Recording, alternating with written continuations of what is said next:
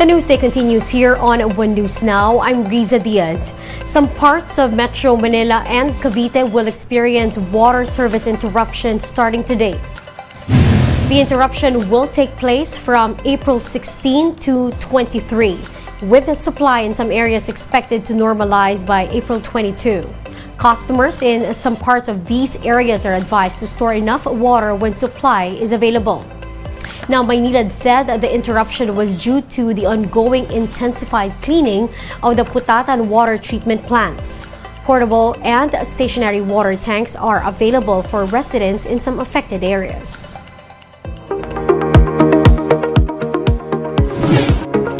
The U.S. Climate Prediction Center has issued an El Nino watch as the odds of the phenomenon happening continue to grow. The details in this video.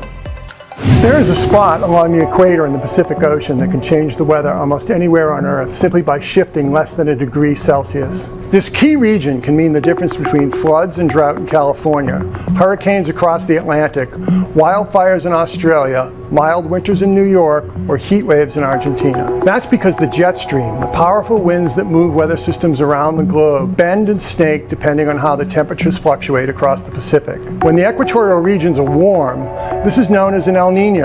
And when they are cool, it is called La Nina. The cycle itself, whether it is La Nina or El Nino, is called the El Nino Southern Oscillation, or ENSO. The actual mechanism behind El Nino and La Nina were only understood in the 1960s, and it wasn't until the 1980s and 90s that the true power of the phenomenon became clear when thousands of deaths and billions of dollars in losses were attributed to the natural disasters it caused. For the last 3 Northern Hemisphere winters, the Pacific has been locked in La Nina, only the 3rd time this has happened since 1950. This deepened drought across California, hit crops in Brazil and Argentina, and brought something of a snow drought to the large U.S. cities of the East Coast. The Pacific has gone back to its neutral state, and most computer forecast models suggest that it will start to warm later this year. If it does, an El Nino could form, which would mean a weaker hurricane season, and help for the crop regions of Brazil and Argentina. On the other hand, an El Nino could hurt coffee and cocoa crops in Sumatra and Vietnam. Tea production in Kenya could also be damaged by drought. The last time there was a powerful El Nino, conditions in the Pacific, as well as in the Indian Ocean, helped spur record wildfires across Australia and led to widespread drought. We'll be back with more stories after the break. Keep it here on One News.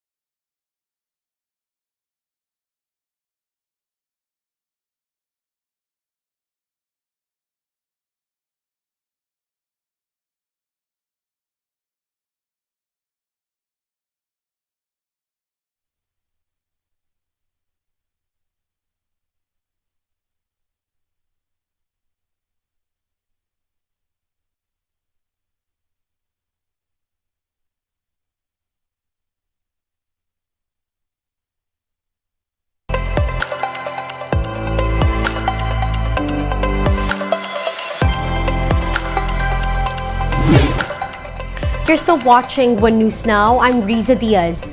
At least 49 cops were found to have committed lapses in the 6.7 million peso drug haul last year. They took part in the operation that led to the drug haul at a lending firm owned by dismissed anti-narcotics officer Rodolfo Mayo Jr. in October.